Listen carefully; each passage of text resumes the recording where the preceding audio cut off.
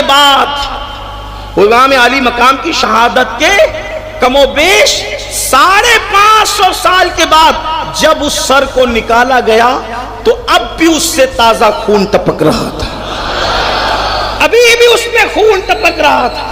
مرنے کے بعد خون ہی سوکھ جاتا ہے، مرنے کے بعد خون ہی سوکھ جاتا ہے، خون جم جاتا ہے، لیکن شہید مرتے نہیں ہے، نظمی قرآن اعلان کر رہا ہے۔ امام پاک کے سر انور سے خون ٹپک رہا تھا۔ جس وقت وہ سر اسقلان سے مصر لایا گیا تو جب یہ سر انور یزید کے دربار میں پہنچا، اور یزید کے دربار میں پہنچنے کے بعد پھر یزید نے اس سر مبارک کے بارے میں کیا فیصلہ کیا، اس بارے میں 3 اقوال ہے۔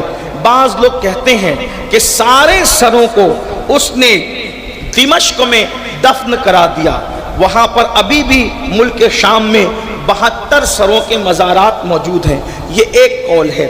دیکھیے کسی بھی معاملے میں اقوال بہت ہوتے ہیں، لیکن محققین اسی قول کو ترجیح دیتے ہیں جس پر اکثریت کا اتفاق ہوتا ہے، یا معتبر لوگ جس کو زیادہ نقل کرتے ہیں۔ تو پہلا قول یہ ہے کہ وہ سروں کو وہیں پر دفن کرا دیا گیا، حالانکہ ملک شام میں ان سروں کی میں نے خود بھی مزارات کی زیارت کی ہے، وہاں 72 سر موجود ہیں، ایک قول۔ دوسرا قول یہ ہے کہ جب اہل بیت کا لٹا ہوا قافلہ مدینہ منورہ یزید نے بھیجا تو ان سروں کو سیدہ زینب پاک اور امام زین العابدین کربلا لے کر کے گئے واپس سے، اور کربلا میں جس کا مزار جہاں تھا اس کا سر وہیں پر ساتھ میں دفن کر دیا گیا۔ کثیر علماء اہل سنت نے اس پر بیان کیا کہ جہاں امام کا وجود ہے، جہاں جسم ہے، وہیں پر سر انور بھی موجود ہے۔ تیسرا قول یہ ہے کہ امام علی مقام کا سر انور سارے سروں کو ملک شام میں دفن کر دیا گیا، اور امام کا سر ثبوت کے طور پر مدینہ منورہ کٹا ہوا سر اہل البیت رسول اللہ کے دربار میں لے گئے، اور جہاں آج سیدہ فاطمۃ الزہرا کا مزار ہے وہیں پر ان کے پہلو میں امام حسن اور سیدہ فاطمۃ الزہرا کے پہلو میں امام حسین کا سر دفن کر دیا گیا، یہ بھی قول ہے۔ لیکن اب آئیے ایک اور قول جس پر بڑے بڑے محققین نے جو بات بیان کی، مکاشفین نے جو بات بیان کی، وہ یہ ہے کہ امام علی مقام کا سر انور اسقلان کے اندر دفن کیا گیا۔ اسقلان ایک علاقہ ہے، وہاں پر دفن کیا گیا، یعنی 61 ہجری سے امام علی مقام کا سر انور اسقلان میں دفن تھا۔ 6 صدی ہجری میں یعنی 540 کے بعد، 5 جو غوث پاک کا زمانہ ہے، 540 کے بعد جس وقت انگریزوں نے اسقلان پہ قبضہ کیا، اس دور میں مصر میں فاطمیوں کی حکومت تھی۔ فاطمیوں کی حکومت تھی، یہ لوگ اہل البیت کے محبت کے دعوے دار تھے، اور محبت اہل بیت میں اپنے آپ کو فاطمی کہتے تھے۔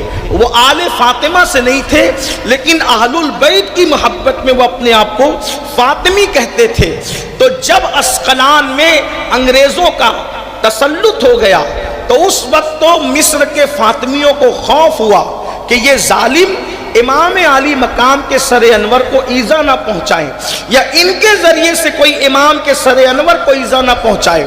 تو اس وقت مصر کا جو بادشاہ تھا، اس نے، جس کا نام طالع صالح بتایا جاتا ہے، اس نے جو ہے بڑی رقم دے کر، ان انگریزوں کو بڑی رقم دے کر یہ اجازت لی کہ یہاں ایک قبہ ہے اور اس میں ہمارے نبی کے نواسے کا سر ہے، وہ سر آپ ہمیں نکالنے کی اجازت دیں اور وہ سر ہمیں دے دیں، اس کے بدلے میں جتنی رقم آپ کو چاہیے وہ رقم آپ لے لیں۔ انہوں نے وہ رقم لے لی۔ امام علی مقام کے سر انور کا جو مزار تھا اس کو کھودنے کی اجازت دی، جیسی وہ سر کھودا گیا۔ یہ بات جو میں پڑھ رہا ہوں آپ کے سامنے اہل سنت کی بڑی مستند اور معتبر کتب میں ہے، لیکن ایک ہی کتاب کا حوالہ دے رہا ہوں۔ یہ روایت نور الابصار، نور الابصار نام کی کتاب جس کو لکھا ہے علامہ شیخ مومن شبلنجی رحمت اللہ علیہ نے، اور یہ کتاب کیوں لکھی گئی اس کو بھی سن لیں۔ علامہ شیخ مومن شبلنجی یہ نابینا ہو گئے تھے، اندھے ہو گئے تھے، آنکھوں کی بینائی ختم ہو گئی تھی، تو شیخ مومن شبلنجی نے منت مانی، اے اللہ اگر تو مجھے آنکھ عطا کرے تو میں تیرے محبوب کی اہل بیت کی شان میں ایک کتاب لکھنے کا وعدہ کرتا ہوں، بس تو مجھے روشنی دے دے، میں کتاب لکھوں گا اہل البیت کی شان میں۔ بس یہ دعا کرنا تھی، اللہ نے ان کی آنکھوں کو روشن کر دیا۔ پھر انہوں نے کتاب لکھی اہل البیت کی شان میں، اس میں انہوں نے رسول اللہ کی مختصر سیرت لکھی، صدیق اکبر کا مختصر تذکرہ کیا، فاروق اعظم کا مختصر تذکرہ کیا، عثمان غنی کا مختصر تذکرہ کیا، مولا علی کا مختصر تذکرہ کیا، امام حسن کا مختصر تذکرہ کیا، اور امام حسین کا انہوں نے تفصیل سے تذکرہ فرمایا۔ پھر امام زین العابدین، امام محمد باقر، امام جعفر صادق، امام موسیٰ کاظم، یہ سارے ائمہ اہل بیت کا انہوں نے ذکر فرمایا۔ اللہ اکبر، یہ تذکرہ اس کے بعد انہوں نے کیا۔ بڑی خوبصورت کتاب ہے، اہل سنت میں بہت مستند اور معتبر مانی جاتی ہے، اس کتاب سے میں پڑھ رہا ہوں۔ حضور تاج الشریعہ رحمت اللہ علیہ نے بھی اپنے فتاوی جات میں جو نور الابصار کا حوالہ پیش فرمایا ہے۔ یعنی اتنی یہ مستند کتاب، یعنی کہ ہمارے دور کے علماء محتاطین بھی اس کو اپنی کتاب، اپنے باتوں کے لیے اور اپنے جو موقف کے لیے بطور سند حوالہ اس کتاب کا پیش کرتے ہیں۔ اسی کتاب سے میں آپ کے سامنے یہ پیش کر رہا ہوں کہ آپ کو یعنی سمجھ میں آنا چاہیے کہ امام علی مقام کی ہستی کا نام ہے۔ یاد رکھنا، امام حسین کے بارے میں یہ چلا چلی کی باتیں ہم نہیں کرتے، حقائق ہے حقائق، اور حسین کی ہستی کو کہتے ہیں، آپ کو آگے اندازہ ہونا چاہیے۔ اور بچوں کو یہ بتائیے کہ یہ خاندان نبوت کی شان کے مالک ہیں، ان کے مرتبے کیا ہے، مقام کیا ہے۔ احترام صحابہ اور عظمت اصحاب اور تعظیم اصحاب کے ساتھ اہل البیت کی محبت اپنے بچوں کو پلائیے۔ آج ہر باپ فکر مند ہے، میرا بیٹا ایمان پہ رہے گا کہ گمراہ ہو جائے گا، میرا بیٹا ایمان پہ رہے گا کہ گمراہ ہو جائے گا۔ میں نے کہا گمراہی سے بچنے کے لیے تو 1400 سال پہلے اعلان ہو گیا، لوگوں میں تم میں دو بھاری چیزیں چھوڑ کے جا رہا ہوں، جب تک اس کو پکڑے رہو گے تم گمراہ نہیں ہو سکتے۔ زبان رسالت کہہ رہی ہے دو چیزوں کا دامن پکڑ لو، کبھی گمراہ نہیں ہو سکتے۔ فرمایا ایک اللہ کی کتاب قرآن ہے اور دوسرے میرے اہل البیت ہے، ان کا دامن پکڑو، گمراہی سے محفوظ ہو جاؤ۔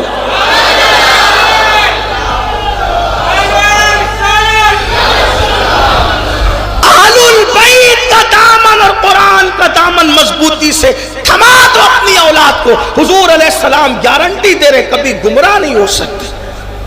امام علی مقام کے سر انور کے بارے میں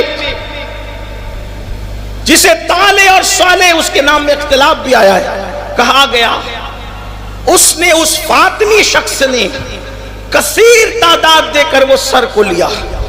امام شبلنجی لکھتے ہیں نور الابصار میں کہ 550 سال کے بعد امام علی مقام کی شہادت کے کم و بیش 550 سال کے بعد جب اس سر کو نکالا گیا تو اب بھی اس سے تازہ خون ٹپک رہا تھا، ابھی بھی اس میں خون ٹپک رہا تھا۔